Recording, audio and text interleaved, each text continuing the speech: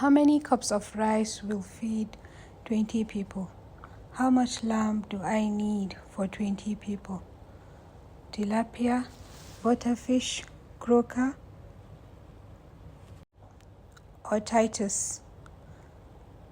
How many packs of spaghetti will feed 18 to 20 people? Alhamdulillahi Rabbil Alameen. My first catering job in 2025. Some of you know that I sell small chops and I've been selling awara, samosa, spring rolls and more since 2016. I've been wanting to get into full-blown catering, do rice dishes, swallow, etc. And last Saturday I got a job. I got a job to do tea break and lunch for an office for 3 days. I'm going to put up the menu somewhere in this video so you can see what we did in 3 days. In my head, I said challenge accepted, opportunity to learn. I was the cook, the delivery man and everything for this job with the help of my house help. Day 1 for breakfast was fruit salad and croissants. It was filled with so much anxiety, trying to keep to time and making sure everything was done well. Of course, I outsourced the croissants and I cut the fruits, which turned out to be really nice, alhamdulillah. Mami, my friend, lunch packs by M, came to the rescue.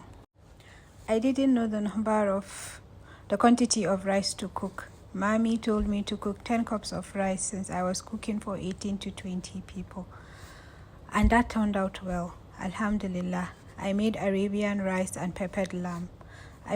I boiled the lamb and then grilled it. The clients complained about pepper for the first day. They said that the lamb was too spicy. I apologized and made a mental note to put a little amount of pepper going forward. I was very glad and happy everything went well. I did not overcook, even though I'm still learning the perfect measurement for bulk cooking. I even took a class by Professor of Food for this. I took the bulk cooking class and costing and pricing class. This is pita bread. I air fried the pita bread. The packaging for this salad was too flimsy for me. I don't think I am going to use it again. If you have used this before and you think it's good, please let me know. I don't know why I had the fear of it opening up and the salad spilling, so I'm not really confident about this salad packaging. The rice turned out really well. The mandi was tasty and it was cooked to perfection, just the way I would like it. I am so used to cooking small meals that I don't even have a big pot. I had to borrow that pot from my mom. My help helped me to cut the salad. Note that I do not like bulk cooking. I find it so draining and I just feel like it's not for me. And the plan is to get staff that will be doing all of the hard work, inshallah. But I had to do this one because I believe I should learn the in and out of the business before I scale up and go big, inshallah. For someone that cooks a cup of rice on a daily for my family of 3, you can imagine how big of a deal cooking 10 cups of rice was for me. But I did well, alhamdulillah. From the cooking to the packaging, everything was neat and done well. I took inspiration from Lunch Packs by M on Instagram, my good friend Mami, who also gave me tips, and then Professor of Food, who is my coach, my guru in this. For the first question I had in mind, how many cups of rice will feed 20 people? Mami helped me in answering that. 20 cups of rice. How much lamb will I need for 20 people? Also, Mami helped in answering that. She told me chinya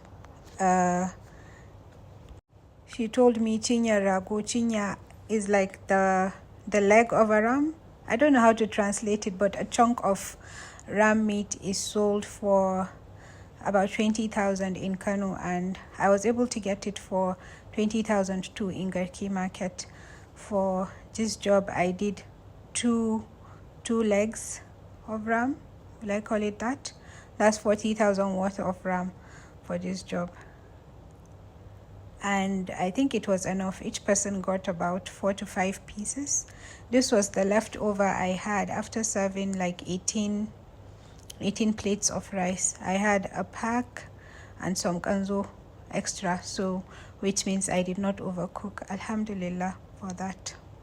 For the fish, as client did not specify, butterfish, bako, hake, tilapia, or croaker. I went with croaker because my friend suggested that a lot of people like croaker, and Mami also mentioned that some people do not like Titus, even though Titus is easier to work with, I feel.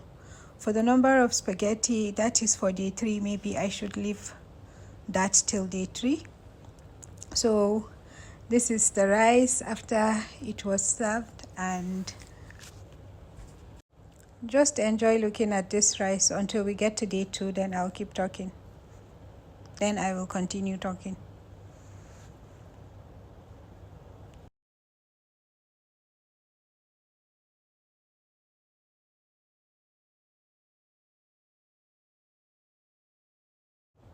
The paper bags I got were sold for $3.50 each from Garki Market. I can drop the contact of the person, Mr. James, if you would like, if you're an upcoming caterer like me and is open to learning, collaborating, sharing ideas and stuff.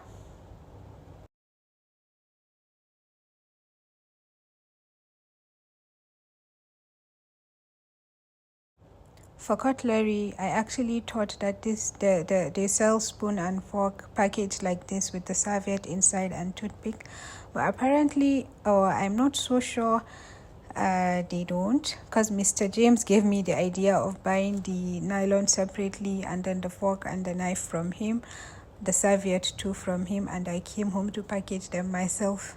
My help did that at her free time. She was watching TV and packaging it. I kept a pack of the fruit salad for quality control to see if it will change color. Did I mention that Mommy told me to soak the apples in 3 to 5 minutes of salt water and lemon to avoid the apples from turning brown, and they did not turn brown. This was about 5 p.m. on that day. This was around 5 p.m. on that day, and the fruits were still fresh. No browning, and everything was just nice. Peep the fruit fork. Okay, day 2 now. Sandwiches, eggs and tuna sandwiches. I used 21 eggs and 3 cans of tuna, a whole cucumber and some diced onions to make the sandwiches. Mommy told me that if I do double decker, that's three layers, 2 loaves of bread should be enough for 20 people.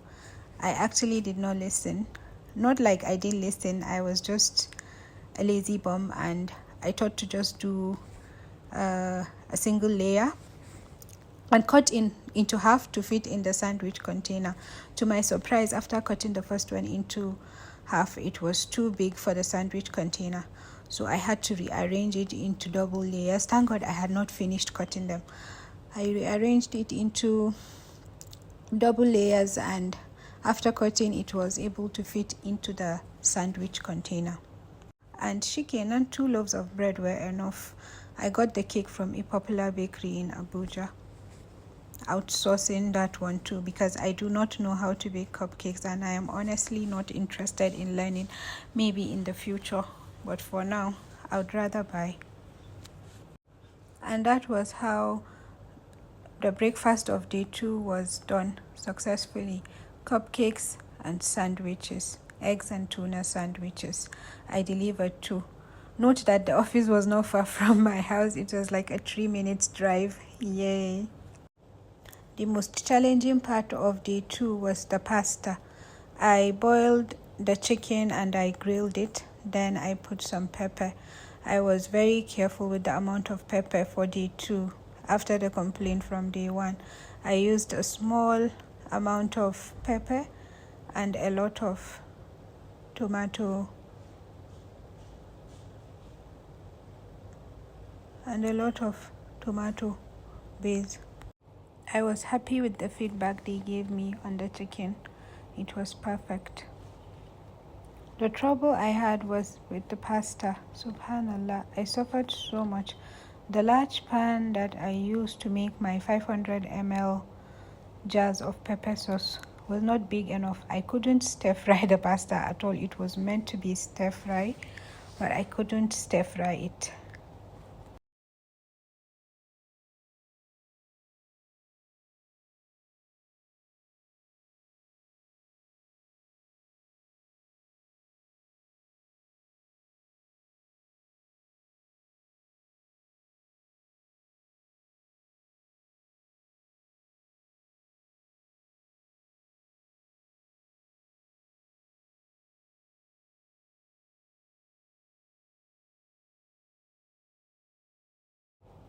This is the pan. Doing the veggies was just fine and so nice, the burst of colors. But after cooking five packs of spaghetti, like, I have never cooked 5 spaghetti in my life before. The way I cook spaghetti for my family of 3 is I divide 1 pack into 3 or 2 sometimes. So you can imagine how funny it was, or not so funny, because my pan was not big enough. Can you see how I couldn't stir? It was just too small. It was too small. I had to turn everything back into the pot I borrowed from my mom. This is like the biggest pot in my house right now. I don't think I'm going to return it.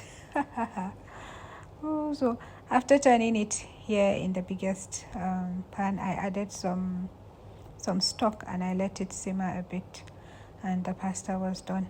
It was a bit overcooked because I did not anticipate the pan was going to be small. So the feedback I got was that it was a bit overcooked for one person, but I guess the rest did not complain.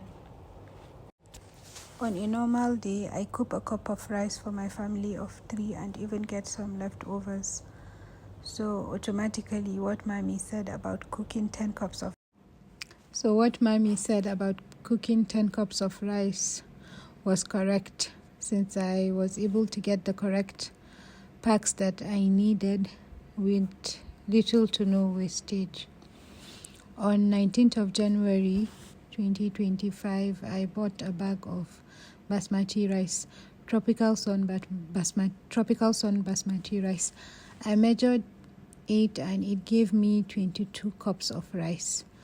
From my notes from Professor of Food, she said something that if you need to cook for 300 guests, you will need about 38 chicken. If you do cut 8 for 38 chicken, you would get 308 pieces. She advised us not to work too closely with protein because some can break in the process. This is day 3, and day 3 was some chicken wings and samosa and spring rolls from my kitchen. That wasn't hard because this is what I am used to doing. Alhamdulillah, I have already mastered small chops. I had enough time to get started on lunch that day, which was jollof rice, peppered fish and coleslaw.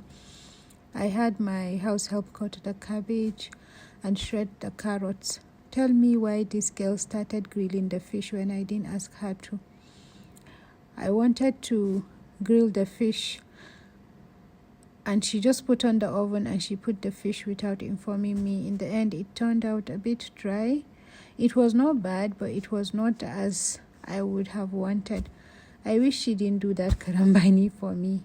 Of course, I scolded her. I told her, what if I wanted to make pepper soup with it? What if I was going to fry it? Like, I appreciate the proactiveness, yes, but you should have asked. I only took a break for like 10 minutes.